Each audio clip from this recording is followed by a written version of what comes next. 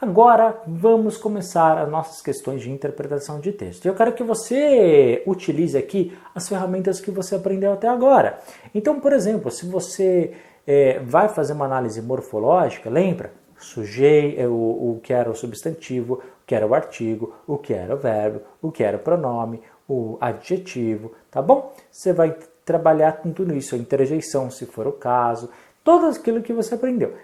Lembra também que a gente aprendeu semântica, o significado, né, de tudo aquilo lá, né, se é o sentido figurado ou não, conotativo, denotativo. Será? Se de repente pela análise sintática você não pode ver o que é sujeito, o que é predicado, o que é objeto, o que é vocativo. Então tudo aquilo que a gente aprendeu a gente vai trazer aqui. Análise de gráficos e tabelas, tá? Questão da pontuação, de acentuação, tudo isso vai te ajudar. Interpretar gráfico, tabela, tudo isso são elementos que a gente vai trazer agora. A gente vai ver na prática como a gente pode indicar isso. Ver a fonte, ver o título, tudo é importante, pessoal, não descarte.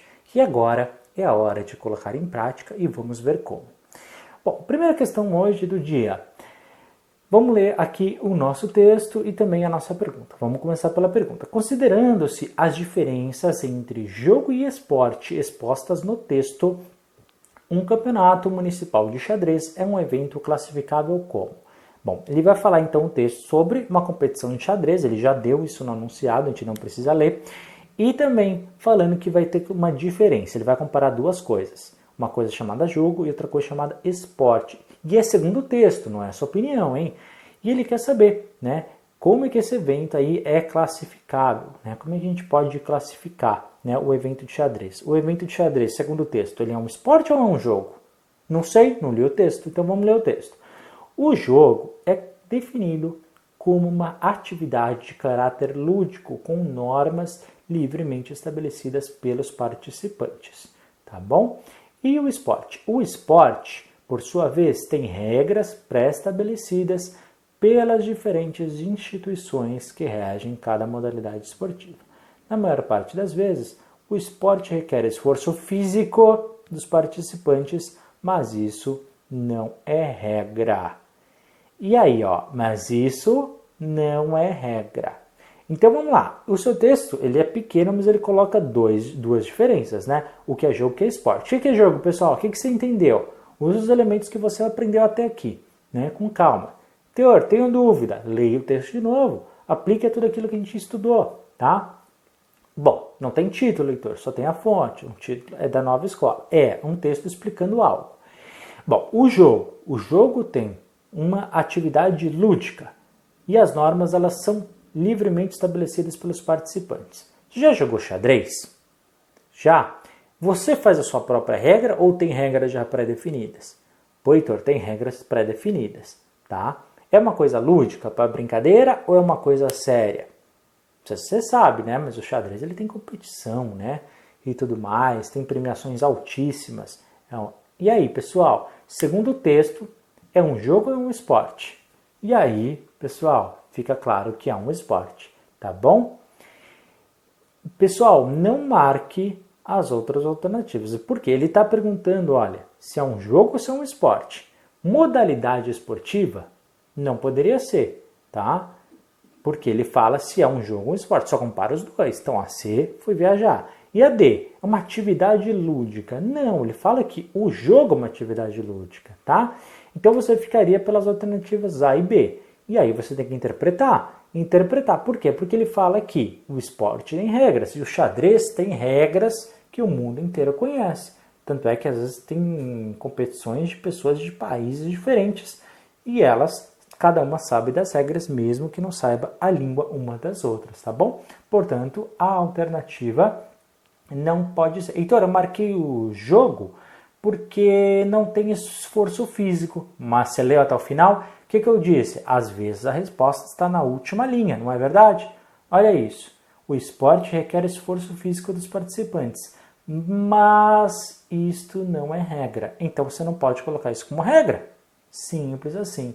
Portanto, a gente considera o xadrez como um esporte. Tranquilo? Tá vendo agora? A gente está trabalhando tudo ao mesmo tempo, todas as nossas estratégias que a gente aprendeu até aqui, tá? Faça isso e utilize as regras também que se adaptem melhor a você, tá? Você podia, por exemplo, sublinhar apenas os substantivos e os verbos, analisar isso, fazer aquela análise sintática, vou pela morfologia, pela semântica, eu vou tentar ver as palavras que eu estou com dificuldade para entender. Então você pode trabalhar de acordo com a sua dificuldade e a sua facilidade aqui, pessoal. Eu estou interpretando da minha forma, do jeito que é mais fácil para mim.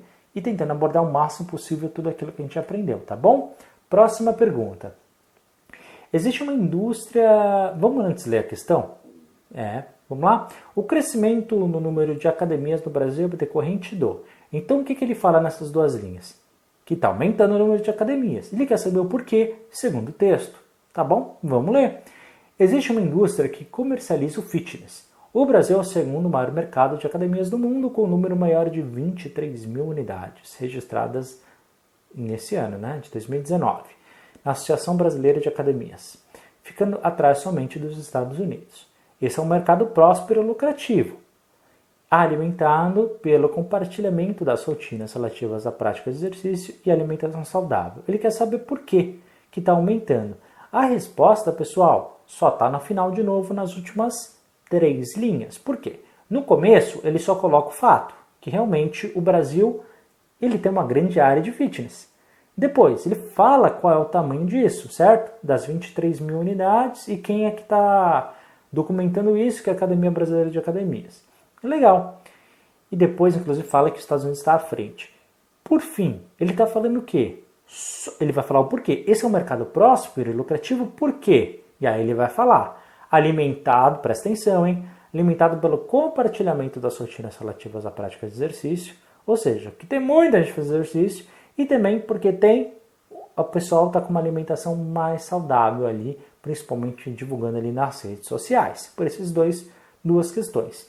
Então a gente tem que marcar a alternativa que vai melhor resolver isso. Letra A, custos acessíveis de diferentes classes sociais. B, conscientização da população na busca por saúde. C, influência da mídia na valorização da estética corporal. Ou D, carência de espaços públicos para a prática de atividades. Pessoal, qual a alternativa que você marcou? Faz na sua casa, dá o pause, faz você, depois dá o play de novo para acompanhar. Beleza? Voltou? Resposta a letra C. E vamos entender o porquê que ele fala isso. Tá? Heitor, eu marquei a A, custos acessíveis às diferentes classes sociais. Em nenhum momento ele falou que ricos têm mais acesso a academias do que pobres, ou ao contrário, pobres conseguem ter mais acesso porque tem programas sociais. Em nenhum momento o texto falou sobre isso. Então a gente pode continuar e eliminar tranquilamente. B, conscientização da população na busca por saúde. Bom, essa aí podia causar uma dúvida em muita gente, tá? Mas ele fala o seguinte, que olha só, alimentado pelo compartilhamento das rotinas. O que é o compartilhamento das rotinas?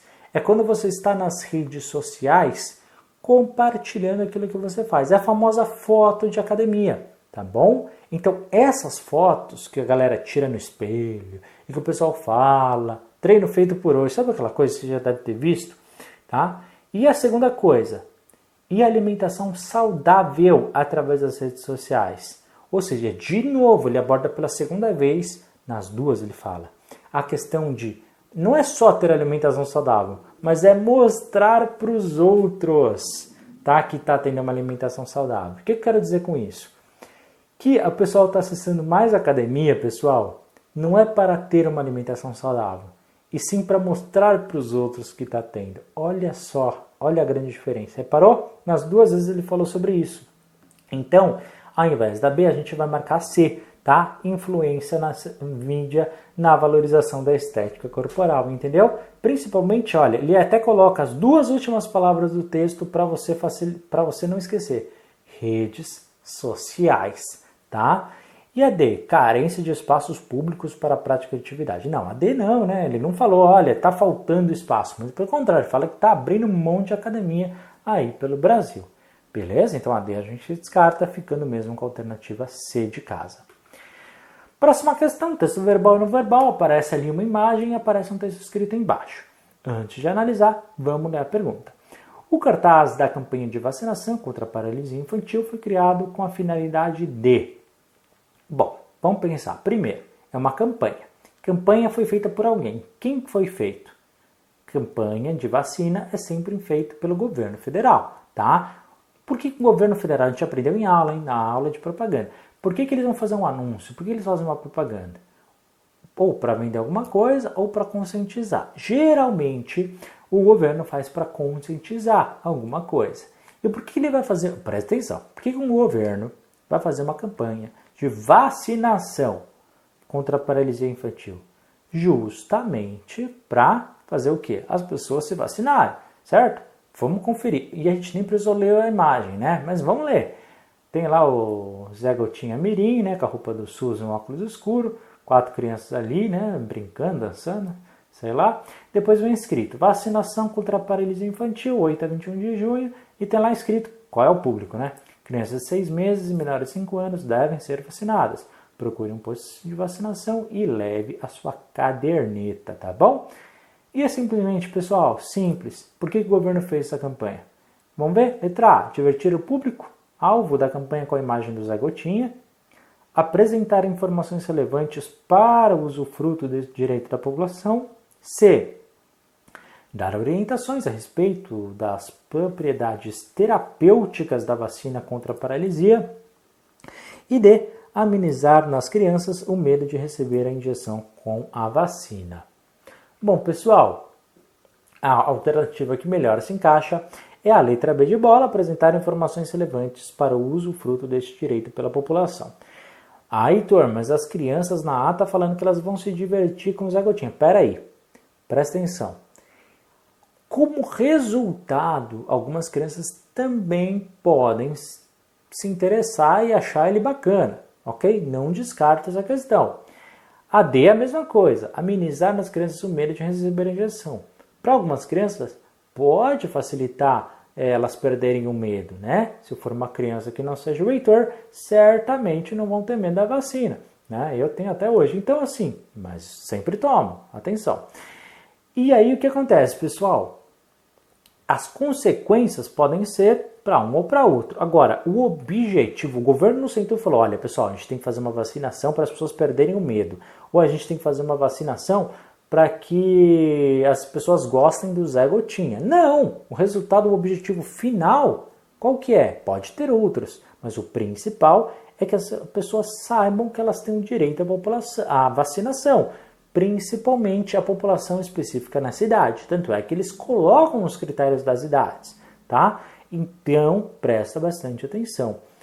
Heitor, eu marquei a C, que é dar orientações, até aqui tudo bem, a respeito das propriedades terapêuticas. Pessoal, vacina não é propriedade terapêutica, tá? É algo científico, comprovado. Então, não é algo que vai te ajudar de maneira paliativa e tudo mais. Não! Resolve, tá bom? Então, a gente, inclusive, tem uma aula só sobre vacinação na aula de ciências da natureza, tá? Portanto, a alternativa correta, que melhor se encaixa nessa questão, é a letra B de bola, apresentar informações relevantes para o usufruto desse direito da população. Próximo exercício. Para tentar manter os níveis de arrecadação registrados nos últimos anos, a campanha do agasalho em questão utilizou um argumento verbal baseado na... Vamos lá. Você tem uma mão com uma luva ali, um sorrisinho e está escrito campanha do agasalho. O inverno nunca falha. Para nossa sorte, a sua solidariedade também não. Vamos tentar entender, né? O que ele quer dizer? Primeiro, o inverno nunca falha. Ou seja, vai sempre fazer frio, vai sempre ter inverno, vai sempre ter a necessidade de pessoas que não estão acompanhadas ali de um agasalho e que podem, porventura, passar frio. É isso que ele quer dizer com a sua mensagem, na primeira parte. Segunda parte, quando ele fala, para nossa sorte, a sua solidariedade também não. Ou seja, ele já conta que, olha, afinal de contas você também vai ajudar, né? Você não vai deixar as pessoas passarem por isso. Então, para continuar com isso, o que a campanha está fazendo? Qual é o argumento que ela está utilizando? Quando ele fala para a nossa sorte. É isso que ele está perguntando, tá? Só quis aumentar aí. E aí vem, letra A. Carência financeira dos necessitados. B. Compaixão humana pelos menos favorecidos. C. Comparação entre um tipo de agasalho e a proteção por ele oferecida. E letra D. Repetição de um acontecimento da natureza e de um comportamento humano. Pessoal, eu expliquei, acho que ficou claro, é a letra D, né? Por quê? Porque ele fala de maneira cíclica, o inverno nunca falha. Quer dizer que esse ano vai ter inverno? Vai. No ano passado teve inverno? Vai. Daqui a 10 anos vai ter inverno? Vai. 20 anos atrás teve inverno? Teve. Daqui a 50 anos vai ter inverno? Vai. Daqui a 100 anos teve inverno lá atrás? Teve também. Então, é uma repetição de algo da natureza. E também, segundo a campanha, a solidariedade das pessoas, elas sempre vão se repetir também. Ou assim, é isso que eles esperam, tá? E nesse caso, digamos assim, seria você que está agora no presente, que é o que vai continuar com essa solidariedade, tá bom? Basicamente é isso que ele está querendo com relação à letra D de dado, repetição de um acontecimento da natureza. E aí, justamente, o início da frase é a grande chave para a gente entender isso, né? O inverno nunca falha, a solidariedade também não. Então, isso indica uma repetição de maneira cíclica. Beleza? Tranquilo? Próxima questão. A discussão proposta na crônica associa o uso do diminutivo e do aumentativo ao preconceito social. Essa afirmação evidencia-se no trecho. Vamos lá ver. Não sei o que ele está falando. Em nossa língua, diminutivos e aumentativos têm conotações que expressam a brasilidade. Pequenez se associa à fraqueza, carência de amparo e imploração de amor. Tudo isso é associado tradicionalmente à feminilidade. Por isso, os nomes de mulher frequentemente resvalam para o diminutivo, Joaninha, Lourdinha, Zilminha, mas mais raramente os nomes de homem assumem diminutivos e se reportam exatamente a quando eram pequenos, meninos, e o diminutivo terá pegado para o resto da vida. O que ele quis dizer até aqui, pessoal? Vamos interpretar, né? Que geralmente os diminutivos usados para a mulher, né, pode indicar ali alguma fraqueza e tudo mais, enquanto para o homem é mais quando ele era jovem, tá? É isso que o texto está dizendo. Esses nomes próprios no aumentativo, agora vai falar no outro lado, falando no diminutivo, agora vai falar do aumentativo, são outra conotação da brasilidade. Quando você faz um grande edifício, sobretudo para esporte, neles colocam um nome de homem, no aumentativo. É Almeidão, é Pelezão, é vontade de dizer que tudo é não apenas grande, também forte, prepotente quase. Não faltam obras públicas feitas por mulheres na política. Falta o nome delas no aumentativo. Seriam obras de Maratona de São Paulo, Cosetona de Campina Grande, mas tudo isso soa mal para referir-se a elas. O que ele quer dizer aqui na segunda parte? Que mesmo as mulheres, tendo a autonomia e tendo realizado grandes feitos e tudo mais, geralmente as obras elas são colocadas não no nome dos seus autores propriamente dito, ou dos seus realizadoras se forem mulheres, e sim no aumentativo porque dá no masculino, aumentativo masculino, porque pode soar de maneira que é maior, que é mais forte, que é grande e tudo mais, tá bom? É isso, basicamente. E agora a gente tem que achar qual é a melhor frase que retrata isso tudo que a gente conversou, tá bom? Letra A. Diminutivos e aumentativos têm conotações que expressam a brasilidade. B. Os nomes de homens assumem diminutivos e se reportam exatamente a quando eram pequenos. C. Não faltam obras públicas feitas por mulheres na política. E D. Faltam nomes delas no aumentativo. Eu quero, pessoal, todas essas frases, elas estão presentes no texto. Então, não seria marcar qualquer uma aleatória. Eu quero aquela que resume melhor tudo aquilo que a gente conversou, tá? Porque senão você vai achar qualquer uma delas no texto. E não é por aí, né? Senão as 4 estavam certas e só uma é certa. Qual que é a certa? Letra D, tá? O grande chave desse texto é falar, olha, as mulheres não são valorizadas. E por isso, né, não tem esses nomes no aumentativo. Claro, o nome é mais não só um fato, é mais uma metáfora também para valorizar a mulher, tá bom? Ou seja, elas estão presentes, mas não são valorizadas. Portanto, é isso que ele quer dizer, letra D de dado, tá bom? No A simplesmente está falando que existem aumentativos e diminutivos, mas não aborda a questão da mulher. No B, né, tá falando realmente que os homens, quando são pequenos, têm esse nome. Mas espera aí, o foco do texto não são os homens, são as mulheres, tá? E C, não faltam obras públicas feitas por mulheres. É verdade, mas qual é a consequência disso? É isso que ele quer falar no texto, tá bom? Portanto, a letra D, fantástico. Faltam nomes delas no aumentativo. Essa questão é bem tranquila. Próxima, doenças associadas à obesidade. A obesidade infantil, ela pode ser considerada o quê? Uma condição relacionada à classe social, a um estado decorrente da interferência familiar, a alteração decorrente de fatores individuais ou problema social com múltiplos determinantes. Não sou eu que vou responder, é o texto. Então vamos ler. Doenças associadas à obesidade na infância, como diabetes tipo 2 e colesterol alto, são mais agressivas e trazem mais danos à saúde. E presta atenção, tá falando das causas agora. Vai agora. As principais causas do problema estão relacionadas ao sedentarismo. Opa, marca aí, sedentarismo, marca aí. Ao consumo excessivo de comida industrializada. Opa, é mais uma coisa, hein? Então, é o sedentarismo, quando a pessoa não faz exercício, atividade física no seu dia a dia. Consumo excessivo de comida industrializada, ou seja, comida pronta, já é a segunda coisa. E terceiro, tempo demasiado em frente a telas. Tela de computador, celular e tudo mais, tá bom? Então, são 3 pontos. E aqui ele vai indicar algumas outras coisas. A gente precisava ler o resto, Heitor? A princípio, não, mas vamos ler o resto. Estudo com 900 alunos de 8 a 12 anos de escolas públicas identificou que 22% têm excesso de peso. As crianças comem mal, não brincam de forma ativa e passam todo o tempo livre entre computador, TV e celular. Excesso de tela também contribui para sedentarismo e alterações do sono, além de diminuir a disposição para a atividade física. A violência é outra justificativa constante para a vida sedentária.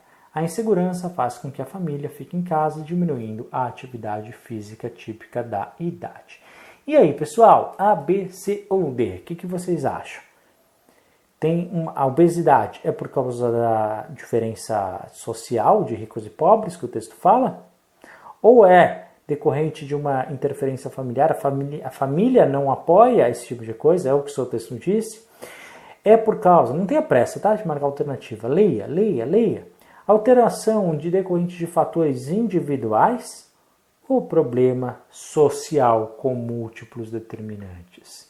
Exatamente. Ele nem pergunta quais são os 3, né? Mas se você quiser anotar aí no cantinho, tá na quinta linha para frente. Sedentarismo, consumo excessivo de comidas industrializadas e o terceiro, muito tempo referente em telas. Tá? E depois a letra justifica que é computador, TV e celular, tá bom? Ou seja, são vários fatores sociais que determinam isso. Portanto, bem tranquila essa questão, letra D de dado.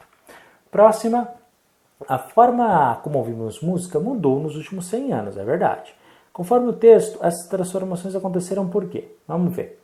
Até o começo do século XIX, para se ouvir música dentro de casa, era preciso ter um cantor ou um músico na família. Caso contrário, só mesmo contratando um artista. Olha só que interessante. Apreciar música era um privilégio para os poucos afortunados que podiam ir a teatros ou diversão pontual para muitos que não se importam de ficar em praças públicas, no calor ou no frio, dançando ao som dos realejos de rua. Mas foi somente a partir da invenção do fonógrafo de Thomas Edison que foi possível gravar e reproduzir o som como ele é, inclusive a voz humana. Olha só que interessante. E segundo o texto, essas transformações aí que aconteceram com relação a como ouvimos música, pessoal, esse texto, essa transformação, o que acontece? Letra A, valorizam a irresistência da música ao vivo em relação a outras formas de ouvir música. B, revelam o impacto das revoluções tecnológicas no relacionamento humano com a música. C, reforçam a visão eurocêntrica da evolução dos mecanismos inventados para ouvir música.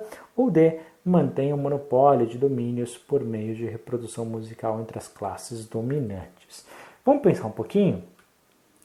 No texto, ele fala que isso que acontece, ele revoluciona de maneira tecnológica, ou seja, a mudança da tecnologia que antes nem permitia, ele fala, nem permitia gravar a própria voz humana, de novo no final do texto, ela muda, agora ela parte, ela consegue. A partir de qual invenção que ele fala?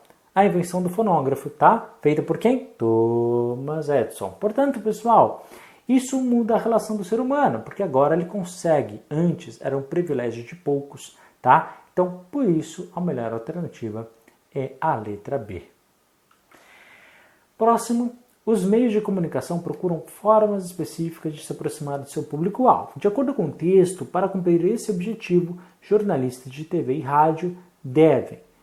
Vamos ler o texto. O jornalista deve contar os acontecimentos do cotidiano de uma maneira que toda a sociedade entenda, como se estivesse conversando com uma pessoa. É para ela que vai transmitir as suas informações, ou seja, se aproximar mesmo, de quem está vendo ali. Com essas ideias na cabeça, fica mais fácil escrever um texto que deve ser assimilado instantaneamente por milhões de espectadores. E aí ele quer saber, para cumprir esse objetivo, tanto o pessoal do jornal quanto da TV e rádio deve fazer o quê? Empregar linguagem clara, abordar temas da atualidade, usar expressões típicas da oralidade ou divulgar informações de interesse comum. Pensa um pouquinho, se eu quero me aproximar de alguém, o que eu tenho que fazer? Fazer uma linguagem clara, tá? Mesmo que você não tivesse lido esse texto, você até conseguiria responder, Porque a gente aprendeu, inclusive em aulas, que uma linguagem jornalística, uma notícia, uma reportagem, ela deve ser uma linguagem clara, uma linguagem objetiva, uma linguagem direta para o seu público-alvo.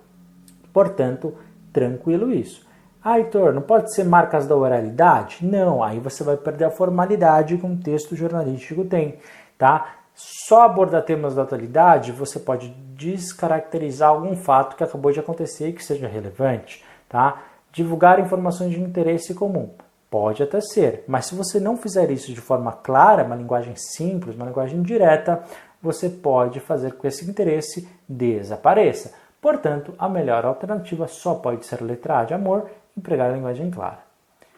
Próxima questão. De acordo com o texto, o acesso à informação promove a transformação na sociedade.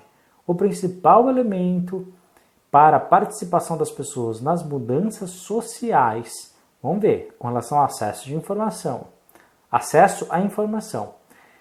Sistemas de informação e sociedade. A queda dos custos da tecnologia e a consequente disseminação da informática e das redes de comunicação são elementos básicos para permitir o acesso à informação a amplos setores da comunidade. O aumento do nível de conhecimento fortalece a participação e a produtividade das pessoas. Esta é a transformação essencial que estamos presenciando neste início de século. Bom, segundo o texto, pessoal, de acordo com esse acesso à informação, ele vai promover a transformação da sociedade, certo? Até aqui? Beleza. E ele quer saber qual é o principal elemento para a participação das pessoas, tá? E ele fala isso no texto. Qual que é?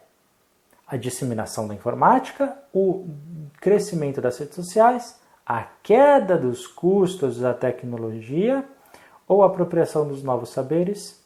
Exatamente, presta atenção. Ele quer saber qual que é o principal elemento para a participação das pessoas nas mudanças sociais. E ele vai falar que a queda dos custos da tecnologia, a consequência da disseminação, ou seja, os preços diminuírem, você ter muita gente utilizando a informática e você ter a utilização das redes de comunicação, principalmente da internet, e isso tudo é que está fazendo as pessoas terem saberes para mudar, tá? Para ter acesso. Então tudo isso resulta através dos saberes, tá? É ao contrário. Então, esses três elementos, inclusive que ele coloca nas letras A, B e C, que está no começo do texto, nas 2, 3 primeiras linhas, justamente é uma consequência desse quarto item da letra D, que é a apropriação de novos saberes, tá bom? Cuidado, tá? Às vezes no automático você pode errar, mas se você sentar e interpretar com calma, você vai entender isso. Tá bom? Não tenha pressa na hora de responder. Por fim, mais uma questão. O texto apresenta uma explicação fundamental na ciência sobre o mecanismo da confecção das teias de aranha e esse texto tem o papel predominante de por que um texto desse foi feito? Para convencer, para informar, para entreter ou para narrar? Vamos ler. Como as aranhas fazem suas teias? As teias têm de 2, 4 ou 6 tubinhos no abdômen, chamados de fiandeiras. Para fazer as teias, o líquido que sai das fiandeiras endurece, adquirindo a forma de fios, como aquela máquina que faz algodão doce. As teias funcionam como armadilhas para insetos, dos quais as aranhas se alimentam. Por que alguém faz esse texto, pessoal? Quer convencer alguém? Quer informar uma situação? Quer divertir ou quer narrar uma história?